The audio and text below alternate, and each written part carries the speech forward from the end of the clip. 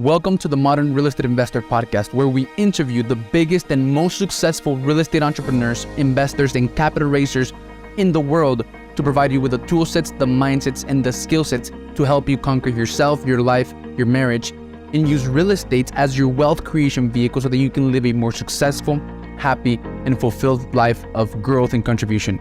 If what you're after is having it all, if what you desire is becoming the best version you can be across all areas, mentally, physically, emotionally, spiritually, sentimentally, and financially, you've come to the right place. We will bring to you the best of the best real estate entrepreneurs who will give you the insights, knowledge, experience, and skills so that you can go out and crush it financially and across all areas of your life. Grab pencil and paper, sit back, enjoy, and you are welcome to the Modern Real Estate Investor Podcast. He didn't take advantage, right? Because a lot of people, they just let their lives happen to them, right? And this guy was one of those guys of just letting life happen. And so I get when I see that, you know, I kind of focus on people that are doing that, and my goal is to try to help them snap out of it and let them know that that's not the way that they're going to be a success in their lives. But as I'm building leaders, it was a great opportunity for someone else to have that conversation with them. So I brought the team in here. You know, it was two ladies that report to me, and I said, "Hey, how has this guy been doing?" "Oh, this and that, this and that." I'm like, "Have you told him that?" "Well, kind of." I said, "No. You know, if you're going to be doing this, if you want to continue to grow leaders, it's a great opportunity for you to practice and to have that conversation with this person and say, hey, when you did this, you might have thought about this. When you thought no one was looking, people were looking," and just going through that. And so they had that conversation. He was very appreciative of it. And then he reached out to me later on and said, hey, I really appreciate your conversation with me about the tough road that, you know, that I'm heading down. And then this person spoke to me and they gave me just really good life advice. And so that person's not going to work with us, you know, right now. But now on the next venture that they have, the next journey they have, the next job they have, they really know, hey, I have an opportunity to do things right. And so we focus on that. You know, that's one of the things that we've been doing. And then on the real estate side, I took a lot of that experience, right? So I've been in executive leadership for a while now. You know, I study leadership. I study servant leadership, and that's something that I talk about a lot. You know, on LinkedIn, on Instagram, and you know, just in the podcast that I do. I'm a true believer of that. That the higher you go, the lower you are, right? So I don't believe in moving up. I believe in moving down, because the more people you serve, and so understanding that is how you impact more people's lives has really given us the focus of, you know, with real estate. We can impact more. And so, you know, we started just doing small duplexes, then moved into triplex, sixplex. And then as we were trying to build more for others, we went into the syndication world. And so, you know, we're closing on our second syndication now this week. And so, you know, we're general partners in these deals. And so, you know, the idea is to just serve others. And then we can do that in many different ways. And if you have that heart to serve, there's going to be tons of opportunities to do that. For sure. So, man, I started recording just because you started dropping some knowledge and wisdom. So I started recording, like, I don't know, maybe two minutes ago.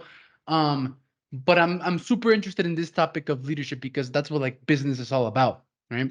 Yep. So there's two routes, right? There's two routes.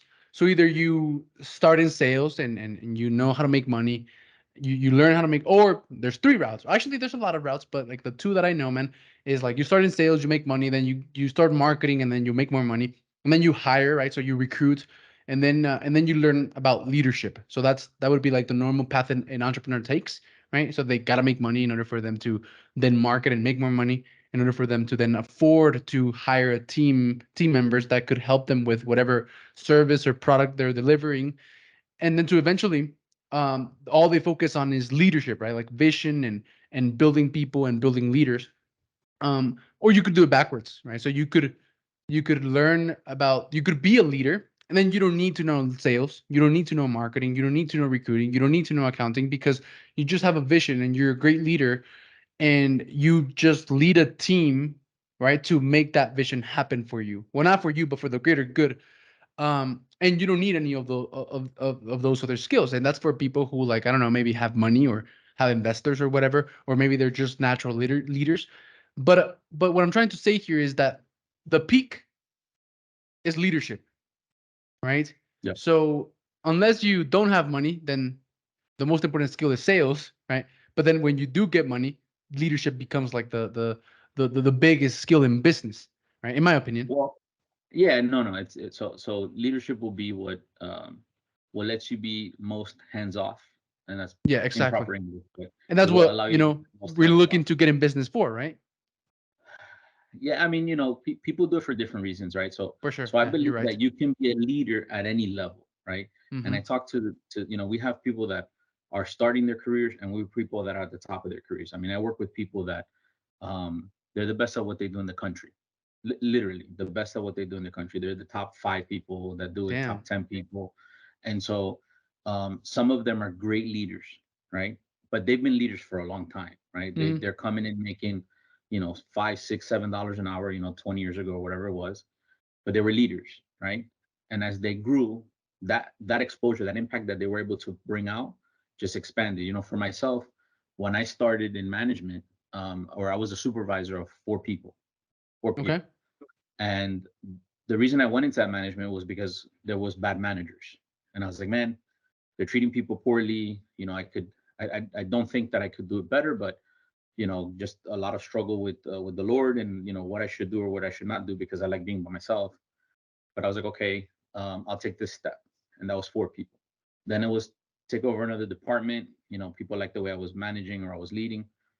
Take over another department, take over another department, take over another department, take over a larger group, and now I'm leading 70 people. Then it becomes okay. Now we're going to move into a different division, and now we're overseeing 100 people, 120, 150, 200, 300. And so at every level, my goal is to lead. And the Yeah. only way you can scale leadership is to create more leaders. And it's kind of like what you were talking about, where, there are certainly rungs on a ladder. Um, and again, my goal is not to get up somewhere, it's to be lower. Mm. The true essence of servant leadership is saying, I'm less important than the person that I'm serving. And in a sense, understanding that my role is to help them succeed. And maybe less important is the wrong word, but the idea is it's more important for them to succeed than for Yeah. me. Why? Because when they succeed, I succeed. And if I'm overseeing 4 people and 4 people are successful, I'm gonna look good. But if I'm overseeing now 10 people and 10 people look successful, or 8 of those 10, and then 20, and now 15 of those 20, and you just build like that, you start building a network, right? Yeah. So for me, when I started capital raising, um, there was a lot of people that wanted to see me win. A lot of people, because I have a lifetime of service, right? A For sure. lifetime of wanting people to win. And so when it came to that, the idea was, hey, there's an opportunity here, right? I'm not selling anything, and I don't believe that capital raising or real estate, like it's not truly about selling a product, about saying, hey, this property. What they're doing is they want to know if they trust you, right? If they trust your methods, if they trust your leadership, if they trust your underwriting, if they trust the teams that you're working with. And so it's really if they know, like, and trust you. They can really care less about the deal, honestly, Yeah. because a lot of these people they don't know, or they don't have the time to study a deal. They don't know what a 6 cap is versus a 5.5 cap. They don't really know what an internal rate of return is versus an average return, or what's the difference between the profit, what are time adjusted, all of those minutia, cash on cash. They don't know those things, and there are certainly some that will want to learn them, but the reality is a lot of them, they just want to know that they can trust you. And so I had been building something like that for 20 years. And Yeah. then when I started learning about real estate, I was like, man, this is like, we got to tell people this, right? And so, I formed a company with my partner, who's a civil engineer. He's also my brother. And, I'm a conservative underwriter, I'm a conservative investor, and he's more so than me. And so we built this thing, and the idea was to help others. Help them what? So our tagline is educate, grow, give. The goal is to educate first-gen investors, to grow their investments, to give to the people and the causes that are important to them. And so in that order, right? I'll spend time in it. It's a bad model, but I'll spend hours with people to educate them. And that will turn into an investment or not. Then the goal is to grow their investments, right? And that takes time in real estate, and we're in the process of that, right? Investments are growing, and then the goal is, and I was talking to someone about it today, is that we would teach them the importance of giving, right? Whether it's to someone else, whether it's to a cause. I mean, there's a bajillion causes that you can support in this world. And so, it, and you're going to gain more peace and you're going to gain more joy in giving than in receiving. And it's not saying that people aren't making money, right? We'll make money. Everyone's going to make money. The goal is, to underwrite things conservatively, to have the deals do better than we originally underwrote them for, and we adjust for those risks, right? How do we mitigate risk? We're big on that. And so, but if you can't give, then you're missing out on why you're growing this. Yeah, And for so, sure. that's something that we like to explain to people. Yeah, that's awesome, man. And it's a purpose driven cause, right? So I really like that about you, right? You're a purpose driven entrepreneur. It's not it's not too often that you see a purpose driven entrepreneur, and that's rare. I mean, it's sad. Yeah, that's the right word. It's sad, man, because purpose driven entrepreneurs never run out of fuel, man. Yeah, Right? it's funny. Like, So when yeah, when go we ahead. started, my mother-in-law, we're scaling pretty fast, right? And she's like, "Hey, when is enough enough?" And I paused for a second, and I was like, if we're helping people, it'll never be enough. Yeah, It's never, exactly. because again, for me, um, I have a good job, and I don't need more, right? You can always use more, but I don't need it. My bills are covered, and so that's also a benefit for me where I don't have to jump into a bad deal, right? I don't have to, like, mess with your money because I need to cover a rent or something, right? Like Hmm. I'm okay. And so it helps us grow slower, we'll grow better, and bring more people along. And that's really the driver, right? Like, you know, my parents are immigrants, right? They came here 50 some odd years ago from Colombia with, the typical immigrant story. It's $0, come in on a Tuesday, start working on Wednesday, and then build your life, right? And so, there's five of us that were born here. And, for us, it's real. Like, it is a sin to not work hard, because we've seen what my grandparents had to go through to just, Mm. to make a life for us. And so the goal for us is always be excellent at what you do and work hard. Good things will happen.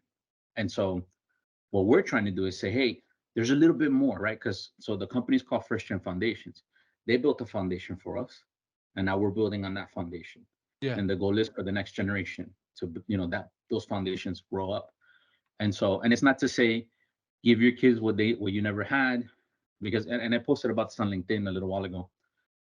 Sometimes people want to give their kids a head start, and if you're talking about a race, let's say they get that 10 yards head start. When the gun goes off, if those kids aren't trained, they don't have the muscles. So the kids that started back here will pass them because you weren't training your kid, right? So just because you have more money than your parents did doesn't mean your kid shouldn't have a job, right? It doesn't mean that your kid shouldn't know about their chores or any of that stuff. And Yeah. so the best thing is to give them that head start while training them financially, and more importantly, spiritually, emotionally, relationally. And so, I mean, there's amazing amounts of health that you can focus on. But I was reminded this weekend, the first one is spiritual, right? Like, where's your head? Then you have your emotional needs, then you have your physical, right? Your roof, your food, and financial. When you can focus on that, you can take a lot of things for granted and not realize financial is just a part of it. But there's a whole lot of stuff that fall into line before the financial. And so as you're building out those models for yourself, and those mentors and the books that you read and the shows that you watch, like, just, people need to keep that in mind, because to be a fully um engaged and positive member of society, you need all that stuff. And not everybody has it, and I don't have it, and I haven't figured it out, and I wish I had it figured out. But It's a you journey, start man. aiming that way. Yeah, you're aiming that way. Yeah. And talking about about business and life being a journey, going back to the topic that we said, of purpose driven entrepreneurs never run out of fuel, right? Well, whatever your entrepreneur and people in person is chasing is success, happiness, and fulfillment, right? They want success, they want happiness, they want to be happy, and they want to be fulfilled ultimately. So that's what we're all looking for. And entrepreneurs make the mistake when they first start, right? To be driven by material things, money, fame, status, and all of that. right? I mean, not to say that those things are bad, that they're good, right? But like those things, run out. Like if you set a goal to make $1 million and then you make $1 million, and then what? Right? And then you set a goal to make 10, and then you make 10, Yep. and then what? And then you set a goal to make 100. But all that while, through the entire journey, you weren't fulfilled or happy, Yep. right? Yep. Because you were running a race to get fulfillment on the track of achievement, right? So you were running a race in an entire different track. You were running the Yep. race of fulfillment in the track of achievement. So the thing with being a purpose-driven entrepreneur is that um I think that the key to like achieve massive success, man, is to fall in love with the journey, right? To fall in love with the process, with the Yep. game. Yeah, it's And the mastery of it all, right? It's just yeah, becoming exactly. a master of it. There's not a goal, right? It's Uh-huh. not Yeah. a It's million the journey, dollars. the It's not. process. It's Yeah. yeah. It's just truly understand and the fact that people that have that self actualization can really look around and say, that person doesn't know about this. Let me spend some time with him. That person doesn't know about this, because as you're trying to master it, you need a student, right? Yeah. And so, like yourself, you've been doing this for a few years and you're taking people along the journey with you. You have a team of people that work with you. And obviously, they have a question, they're going to ask you. You either have the answer or you don't. You help them, you coach them, you lead them. And so that is truly a blessing. Like when you have someone, that trusts you enough to ask you the question, and you have someone to serve in that capacity, where you say, hey, I did this 6 months ago, right? I didn't do it 5 years ago, but I did it 6 months ago. This is how I handled it, and you see them grow. And I get hooked on that, like just really like seeing people Yeah. get it, like when those little like flashes of light go off in their eye, and they're like, oh man, this is someone trusting me with something. This project is way too big for me to do. And you walk alongside them, and then when you're done, you say, look at what you did. Not look at what we did, it's look at what you did. Yeah, Give them yeah, the yeah. win, you take the losses, and it's great. It's great. Cool, man. So you've mentioned a couple of times, the beginning you said struggle with the Lord, and then right now you put, even though I told you at the beginning that the order of the freedoms that I talk about is physical and mental, emotional and spiritual, right? You would like spiritual for me is first. So tell me about that, man. I'm interested in that. So I grew up in a denominational church, and I had my struggles in there. Not struggles with the denomination itself, just my own demons. And I became a born again Christian when I was 20. And what that did was that just really opened my eyes to just the ability to know who I am in relation to who God is, right? And Yeah. that's true humility. It's not I suck, I'm horrible. This no, I have this. There's a gap between who I am and who God is, right? Hmm. And so, I don't and it's not understand. trying to so I just in the size and the mentality and who God is in this universe, right? He's the creator of the universe, and I am not that, right? So he formed the oceans, he formed my bones, he knows all, he sees all. He sent his son to die for me. And so, like, this massive amount of love, right, is something that I can achieve to and say, Lord, I want to be aligned to that, right? So, and knowing that he provides my money, he provides my health, he provides, everything that I can or ever will be. He provides me guidance for these things, right? And it's not to say that I don't have any responsibility to it, Yeah. because there was someone that said once, there's a lot of stuff that I don't understand in the Bible. And one of the guys said, I have enough things to worry about with the things I do know, right? And so just to be obedient to that, and understanding and seeing how God serves the people, right? Jesus came to serve and not to be served. And so that's been a foundational for me just in leadership in general, right? So again, I was 20 years old, went into management probably around 27, 26, 27. And that was there was a 2-year battle there where I was like, man, I don't want to go into leadership. Like I like being alone. Like I was someone that could work 30 hours straight in my own little room, and I successful. I was good at that. Um, then he pulled me out into something that I was not good at. I don't think I'm particularly good at now. People like it. They think I do it well, but I see all of the gaps. I see all of the gaps. I'm like, all right, how do I fix that gap? How do I fill that gap? And so for me, it's a process of iterative growth. So Google has this philosophy called launch and iterate. Mm-hmm. So the iPhone, right? So not Google, but just we'll use the iPhone. The iPhone didn't wait until it was perfect. The iPhone Yeah. launched, and then they made some iterations. iPhone 4, 5, 6. We're on what, 14 now, and they'll continue to do that. You just grow. And so, when you talk about the fear of people in growing financially, it is a fear, and it is something that can be conquered through just internalization of, I'm scared of this thing, right? People are just a lot of times they're overwhelmed, so it's just easy to stick your face in the phone, right, and not change. And so for us, we take the time to sit down and just explain to them, talk to them, hear them out. There's many people that I talk to that are crying on a call, right? They're just so scared. You got people that have hundreds of thousands of dollars sitting in the bank. Like, man, you could do a private note, and it'll be backed by somebody's property, and you can get 12%. I mean, that you do that all day. We're like, man, you don't understand. I grew up in a trailer park with holes in the floor, and I'm scared. Okay, let's walk through that. Let's talk about that. And you take the time, and when you see them make their first investment, that's a huge hurdle, right? And all of that has to do with leadership. All of that has to do with, helping people understand, hey, it's okay, right? It's this life, right? There's a lot. Again, there's just, I mean, you can unpack.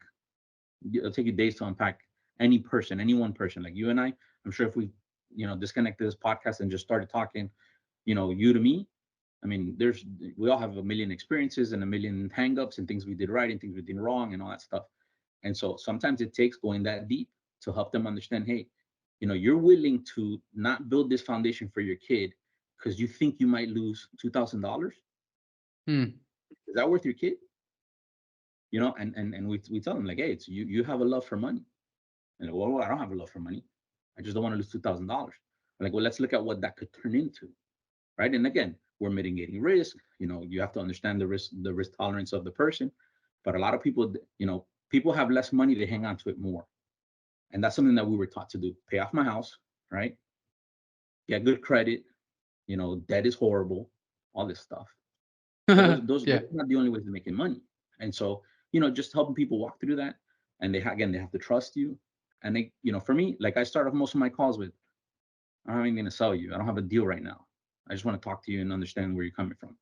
And then, you do that a few times. And then if a deal's around, hey, Alex, just so you know, we have this deal coming up. I know it's kind of within the parameters we've spoken about over the last few calls. Let me know if you're interested. And people call, and some of them say yes, some of them say no, some of them don't call, and it's all good. It's all good. Yeah. So essentially, you focus on educating people, helping them grow, and teaching them how to give. Yeah. Cool. So, man, it's a simple process. Yeah, for sure. Not easy. It's not easy, but it's simple. It is simple, right? Because I mean, hello, modern kings and queens. I'm sorry for the interruption. I know you're enjoying the episode, but I have something super important that you must listen to. If you've been following this podcast for a while now, it's because of one of two reasons. Number one, you aspire to have it all, to unlock your potential across all areas of your life and achieve true freedom physically, emotionally, spiritually, sentimentally, and of course, financially. And or number two, you're a real estate investor or an aspiring real estate investor who has chosen to use real estate as your wealth creation vehicle to achieve financial freedom. My mission as part of the Modern Kings and Queens movement is to help as many people as I can achieve financial freedom using the vehicle of real estate. And I believe that networking can be an incredibly powerful tool to help you unlock your potential across all areas, but more importantly, financially, and more specifically in real estate. I believe that in real estate, your net worth is your network. This is why I created the 4-step capital raising networking system to help real estate investors propel their growth by using a reliable system that will consistently help them connect with their ideal investors, build trust, add value, get their investors to promote them and put them in front of more investors, and raise more capital faster and in a much more effortless way so that they can become successful, not only financially, but across all areas of their life. If this is something that you want, and this is something that you're interested in, click the link below to gain access to a training that will explain the 4 steps to building a high leverage network that you can use to raise millions of dollars in capital, propel your growth in real estate, and achieve financial freedom in a much more effortless way so that you can have more time and energy to pour into every single other area of your life so that you can become successful, not only financially, but across all areas of your life. In this training, you will learn 4 things. Number 1, aligned connections. I'll show you how to network effectively and how to make sure that your networking efforts work by leveraging a secret, little known concept called the cloak track. Number 2, networking tool. I'm gonna reveal to you a secret networking tool that the top 5% of successful real estate investors use to become successful. And I'm gonna show you how you can use it too to become successful and get out of that 95% of real estate investors that don't really make it. 3, high status communication. In order for someone to invest in you, they have to feel like they know you, like you, and trust you. A lot of people can communicate, but very few can connect. High status communication will allow you to build trust and add value in a way that will make people feel like they know you, like you, and trust you for years in a time span of 30 minutes. And lastly, the 4th thing is the attention multiplication machine. The world doesn't run on oil anymore. It runs on attention. And this last thing, the attention multiplication machine, will show you how to get wealthy investors to promote you and put you in front of more wealthy investors so that you can raise more capital faster and in a much more effortless way. So if this is something that interests you, click the link below to go watch the training. Make sure you stay all the way to the end. If you find value and you want to book a call to talk about how you can get this completely offhand system, completely done for you system, implemented for you in the next 5 days. So click the link below. I'll see you on the other side. And I hope you enjoyed the rest of your episode. Thank you very much. Bye-bye. You get educated, right? And then that teaches you to make it helps you realize that we're here to grow, and everything is about growing. Leadership is about growing. Real estate is about growing, right? We're here to grow. There's not one thing in nature that doesn't grow. Anything that doesn't grow goes extinct, right? Yeah, it dies. Yeah. And then you give, right? Everything in nature, man, grows and contributes. That's actually my values, right? So my values are purpose, growth, and contribution. So those are the 3 things that I practice and that I live by every single day. Grow, give is the same thing as growth and contribution. So totally agree with you on that, man. I really like it. And you being a first generation person, are you the first generation that's going to invest into real estate and use real estate as a wealth creation vehicle? Yeah. And so there's a cool story. I mean, if we have a few minutes, but so I took the long way to finish school, right? So because like many immigrant families, finished high school, started going to college, but I had to work, right? So I had to pivot and just get the job, right? To help contribute to the family, whatever. So I stopped school, then I went back. Then by that time I was married. My wife got sick, so I had to stop. Then I went back. So I graduated when I was 41. And when I got back, it was like, all right, Lord, what's next? Real estate or a master's degree, right? And so, I'm kind of a logical thinker. I was like, all right, real estate will cost me about $50,000 in 6 months. I can see if I can do something with that. Or a master's degree will cost me about $50,000 in 3 years. And so for me, I was going to be able to help pretty quickly with real estate. So now that I know that was the plan, I dove in. I must have read 30, 40 books in about 4 or 5 months. And the one thing it was literally, I was going out for a bike ride.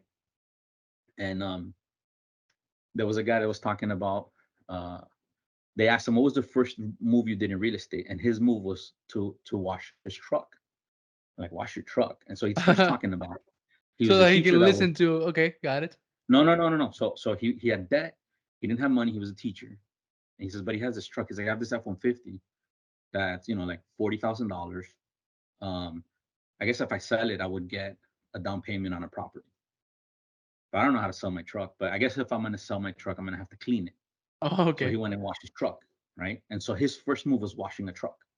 So my first move was when I finishing that podcast, there was a book that they recommended, which was the long distance real estate investing by David Green. And so I was like, I'll order a book. So I ordered the book, started reading that book because I know where I live in Miami, it's just very expensive. And I didn't want to play at such high stakes at that level so fast without really knowing. So I read a bunch of books, and then it was go time. I'm going to have to make this, I'm going to have to pull the trigger. So one thing that people, I guess one of my competitive advantages in my life and in my profession, I have to make decisions with imperfect details, with imperfect information. So my wife has a a bunch of health issues, and there's decisions that you never want to make, but you just have to make them, right? You have imperfect information, you have to make it. And then I work on such large projects when you're dealing with so many people, literally hundreds of people. Sometimes you don't have perfect information, you have to make a decision. And so I was like, we gotta do one, right? So I'm all pumped. We find this little place in Jackson, Tennessee. I'm ready to go in. And we've talked about how the company wants to help people, and every time we buy a property, we're gonna help someone. And I'm all like, I'm ready to go. And my wife stops me cold. So on a Saturday morning, I was ready to make the offer. And she says, "Who are we gonna help?" I'm like, what do you mean? And she's like, "You told me that this company that we're launching is gonna help people. Who are we gonna help?" And Ooh, that that's turned a into great a question. 3-hour conversation. 3-hour conversation. And it just really helped me go back to the business plan, how the goal was to help. Why? Because we take care of our tenants, we take care of our property managers, we take care of investors, and they take care of us. And so again, it just set the stage, it set the tone. And so every time we're buying something, how do we take care of tenants, right? Is this something that we can really fix, right? We're not going to be slumlord. How do we take care of the property managers? What are the things that they need from us? How do we help them do their job better? How do we take care of our investors? We're getting into solid deals. They'll take care of us. All of that stuff, it comes at the end. And so, it's just truly that methodical thing. And how did it start? I read a book. My wash my truck was I read a book, and it's come through, and everything else. I don't have any investments where I live. Everything's been long distance. We have partners, boots on the ground. We have strategic partnerships. We do it.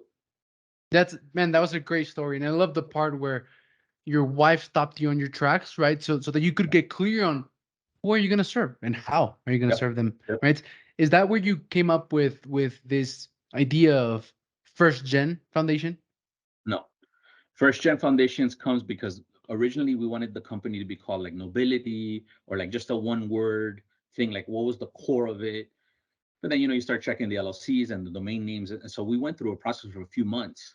And so first gen foundations came up, and we looked at it, and by that time my partner had already joined the company. We had an employee, but we're just trying to figure out this next step. And so it really spoke to the avatar, right? Like who do we want to help, and who do we want to serve? And it's not like first generation immigrants or first gen. No, it's the investor, right? Like the foundations that people are building, even if your parents invested, you are not investing the way that they did today, Yeah. right? And so, and through alternative investing, which real estate is really the oldest form of investing. So I don't, we can have a whole conversation about the stock market and the powers that be there, but the reality is, you're helping people build something that they didn't know existed, right? They didn't know they could do it. And so we have plenty of accredited investors, that come in and they have money and they understand. Plenty of non-accredited that have money and they understand. And then we have those that they're just fearful. And so again, it's taking the time to do it and walk them through it and helping them feel as comfortable as possible. Like I don't like being on camera. So like these podcasts for me, they're not comfortable for me. Right. Yeah. I don't think I particularly speak well, but I mumble. And so, but I can't ask someone to do something that they're uncomfortable with if I'm not doing something that I'm uncomfortable with. So like I did the Money Momentum series a couple of weeks ago. I was a guest on the panel. And that to me that's not something I would normally do.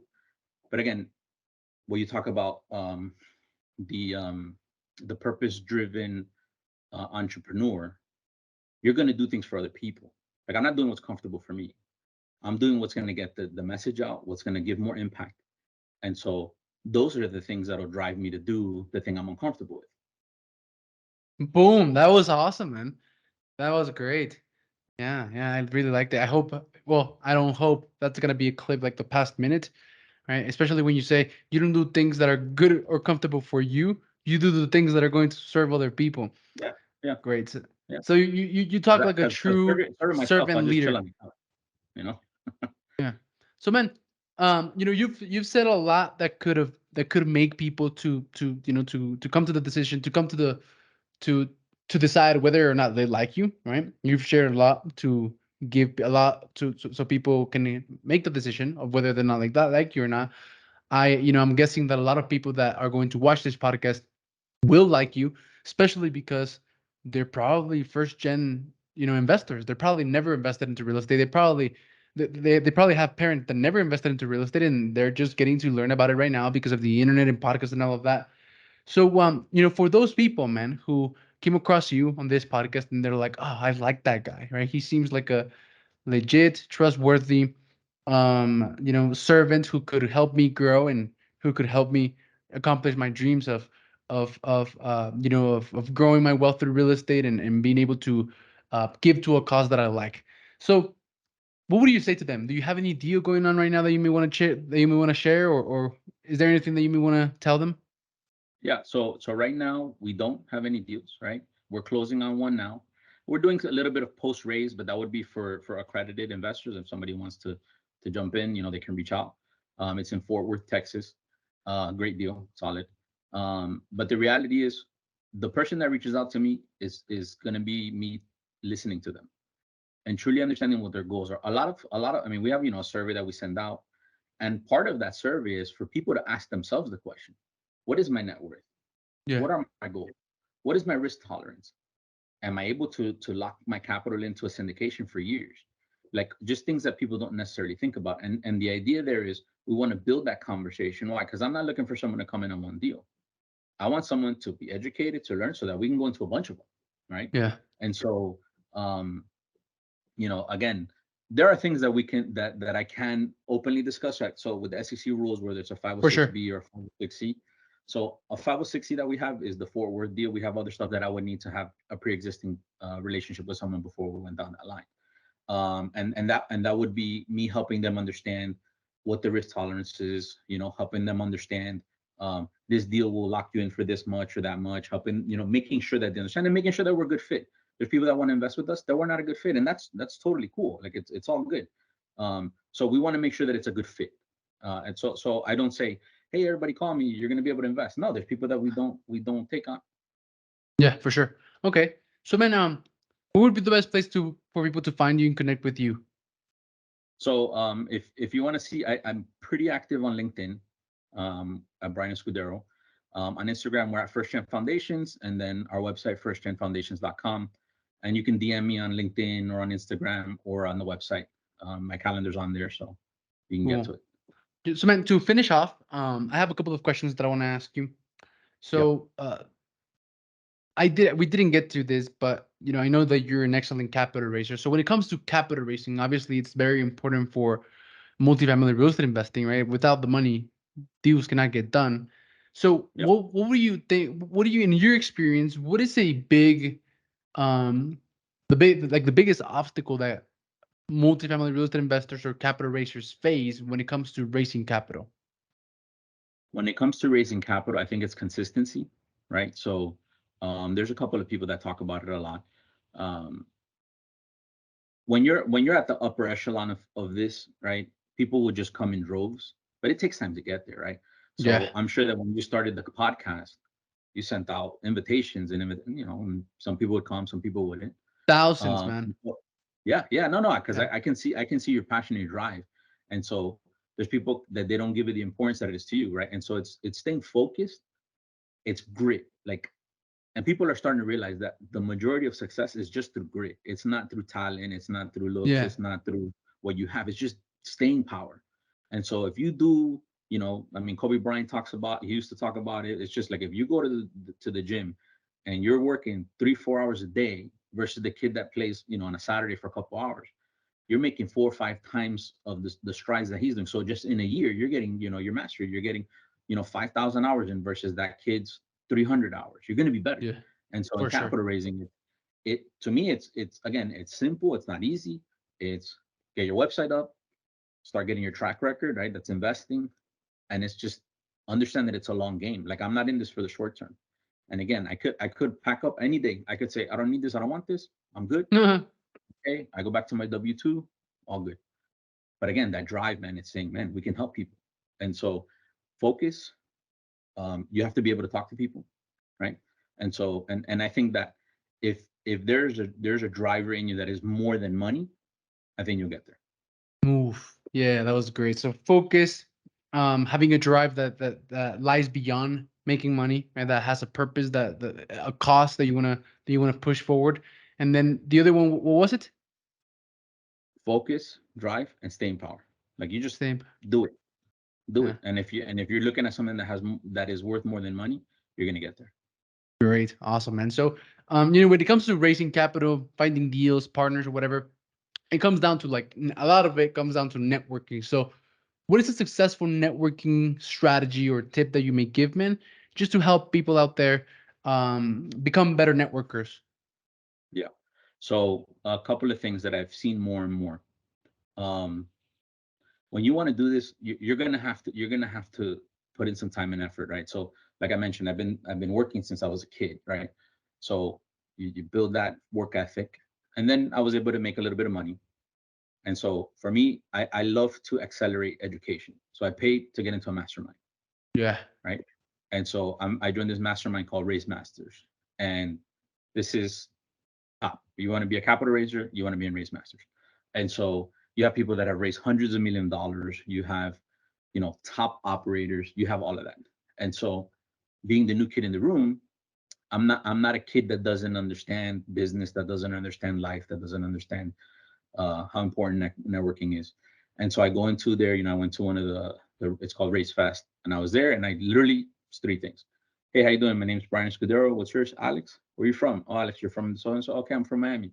I was told to introduce myself to everyone, so I just wanted to make sure that you knew me, that you learned what I'm about, and that opened up a conversation. And so I met, I don't know, 100 people there, right? Out of there, my first syndication came out, Yeah. right? So now I have someone willing to take me on as a GP, as this punk kid that didn't know anything, and I still don't know anything, but I'm now part of this deal. Then I go in the deal, and I'm in the deal, and they see that, hey, these guys know a little bit about what they're talking about. When the Yeah. deal's not performing the way that they want it to, we step in. We know process, we know project management, we understand standard operating procedures, we understand organizational leadership, strategic management. We understand those things. So now we can bring those things to the table where you talk about how do you add massive value to the team. So after that, they call us for the next one. Hey man, we really like the way you're doing this stuff. Would you come join us on the next one? And so, you continue to do that. You'd network, you'd be serious on every call, you'd be heard on every call. Don't be a jerk, but you want to just let them know that you're in the room, and you continue to do that consistently, things will continue to happen. Man, and we didn't talk about your asset management skills, your strategic planning, and leadership skills and all of that in capital raising. But yeah, man, I hope we get an opportunity to talk again, right? And go a Oh, little love bit it. deeper into all of those things that you have under your tool belt. So the next question, man, is um if you could, go back in time to do this real estate investing thing, I don't know, maybe different or maybe do something, add to it or do something new. Is there anything that you would change from your real estate investing journey if you could? 100%. I would have started house hacking, right? Okay. For those who, all right, so to explain a little bit, so I would have made sure that right when I got out of high school or college, I would have saved up, scrounged up, however I could, my 3.5, 4% down, and bought Mm-hmm. a duplex and So lived on one simple, side right? and rented it out. So simple, so simple. Like that, and that where I am now in my 40s. I mean, if so, you do that for a year, you fix it up, then you rent out the other room and you go do that again. You just carry that FHA loan with you over and over and over. I would have done that. I mean, hands down, and Damn, that man. would So have that's great. put me so far down the road. And you would have kept your W-2 job, but you would have become an investor much sooner, right? Correct. Um, Yeah, so and I mean, invest in the game. It's time in the market. Time in the market. exactly. Okay, so you would have started sooner, and then you would have however you would have gotten the 3.5% down that you needed to buy a duplex. You would have bought it, and then you would have house hacked it. So for anyone out there who may be in college, right, a lot of young people listen to this podcast, or for any of you out there who may be young and have a W-2 job, but you want to go into real estate, well, don't wait, right?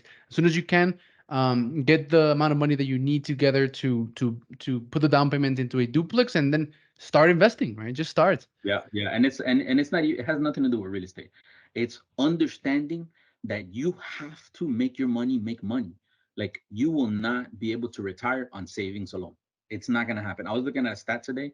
So most people today think if I make $10,000 a month in my retirement, I'll make $120,000 a year and I'll be good. The equivalent of that for someone in their 40s is $250,000. So now you have to you can't say I want to make $10,000 a month. I want to make $20,000 a month in my retirement so I can live with the buying power I have today. Yeah. For the 20-year-old, that's going to be $500,000. It's crazy. And so the idea is you have to start today. You have to, and again, I'll talk to any young person or any old person. Don't tell me there's not ways for you to make $10,000 in a couple years, $15,000, $20,000. Like there's ways. You might not want to do them, right? But I don't know what the coolest show on Netflix is. I don't know what games are out there, you know. And I enjoy my life with my family, right? I'm about people, but I go to the movies every once in a while because right now is what I'm doing. What I should have been doing when I was 20, I'm doing it now so that I don't have to do it when I'm 60.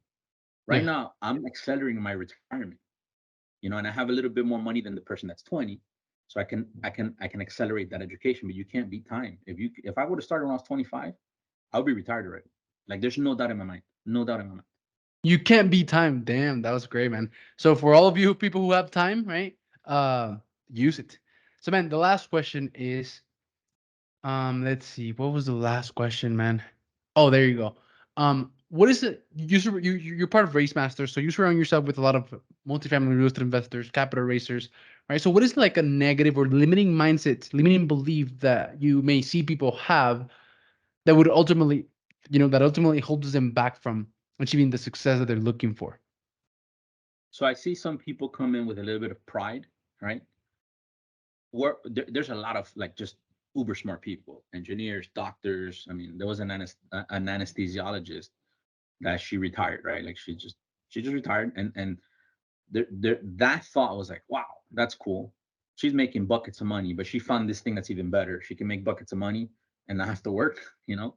And so, but the limiting mindset is that I can't do this, right? When I first got in, again, I was in a room of, I didn't know anyone. I was in a room of, 150 capital raisers, and understanding the ability to make decisions with imperfect information, right? You don't have to have it all, right? In real estate, people don't get started because it's paralysis by analysis. I read 30 books, but by the second book, I was like, all of this is great, and I just love reading, but I need to buy one. I just need to buy one. So I bought a little funky duplex in Jackson, Tennessee, for $108,000. That was my first one, and then a month later, I bought another one for $103,000. But at that point, I'm using other people's money. Why? Because I have this network that I've been building over time, right?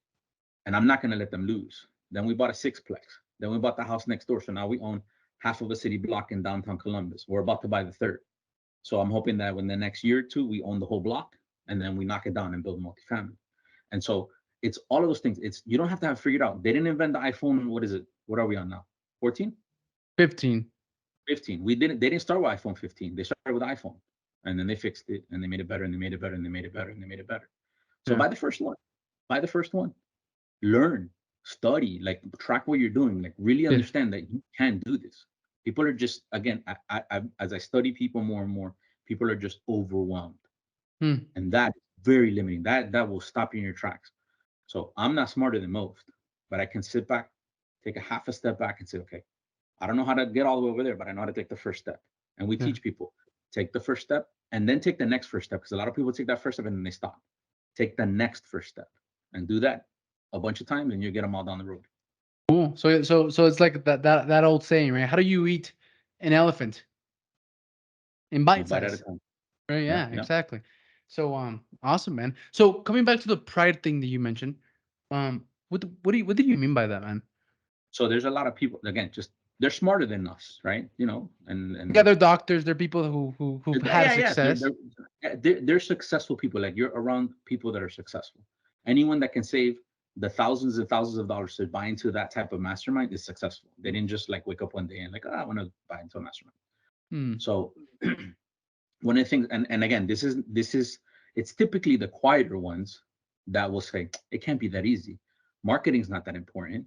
Tracking is not that important. These people they build models for for aircraft carriers, and they manage hundreds of $1 million projects and all this stuff. And so Hunter talks about it sometimes, and it's something that's a great gut check. It's like, hey, just because just because you're used to all these facts, right? Because you can the deal can be broken down a million ways. People will not invest with you if they don't know, like, or trust you. Mm-hmm.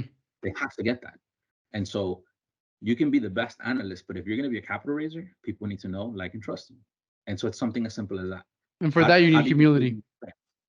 Yeah, you need humility. And so, people also get very passionate about something. And to me, that's a turnoff. Like, if you're like, man, this is the best thing ever. Like, you learn how to fly and everything. I'm like, whoa, hold on. There's nothing that's good. And so then people have a hard time raising the capital because it's like there's something wrong there. It's not that, nothing's that good. And so, like, just, but all of that is through seed time. You learn, you fall on your face, you try again, you tweak the thing, tweak the message. How did you do it? What color shirt were you wearing? What was your background? Did you speak too fast? Did you speak too slow? Did you give too much info? Not enough. It's doing it. It's great. Yeah. It's just do it again. Yeah, for sure. Well, man, you mentioned where we could find you. We're gonna make sure that your website and your socials are wherever this podcast appears. It appears everywhere. So we'll do pretty good on that. Anything else, man, you may want to say before calling this a day and ending this podcast? Well, I'd like to thank you and your team for reaching out. I think what you guys are doing is great. Just really trying to help people focus on money, but you have 4 other things that are important. Yeah. And so, I think a lot of people are not doing that. And so I want to just shout out you guys and understand that you're building this place where people can learn that money is not the most important thing, right? There are beautiful things out there that don't have to do with money. And then say, money's not a bad thing, right?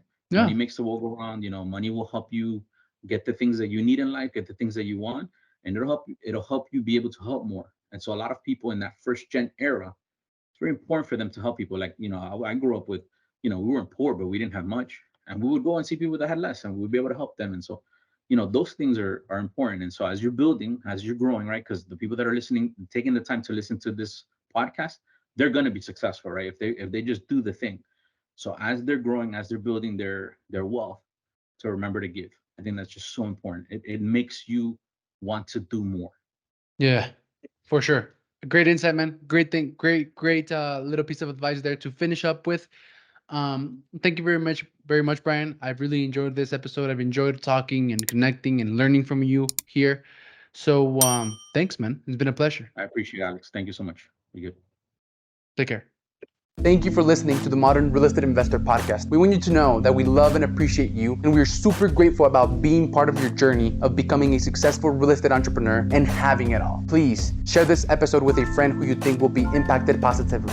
Send it to someone who you know is interested in real estate and dreams of having it all and being the best they can be across all areas. And if you thought this episode was really valuable, share it on your social media as a post or a story. We have a special gift for all of those who contribute to the Modern Kings and Queens movement. So for those of you who decided to share this episode and help us spread our message, send me a message letting me know on any social media platform at Alex Ramirez, the Modern King. I have a special surprise for you. Thank you for watching, and I'll see you later.